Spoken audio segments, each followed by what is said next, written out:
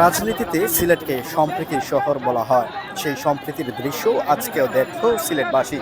পূর্ব নির্ধারিত কর্মসূচির অংশ হিসেবে সিলেটের চৌহাট্টা পয়েন্টে আগে থেকেই কর্মসূচি পালন করছিলেন বাংলাদেশ ইসলামী ছাত্র শিবিরের নেতাকর্মীরা।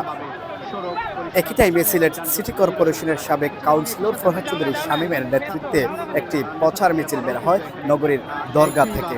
সেই প্রচার মিছিলটি সিলেটের চৌহাট্টা পয়েন্টে আসলেই দেখা দেয় দীর্ঘ যানজটের।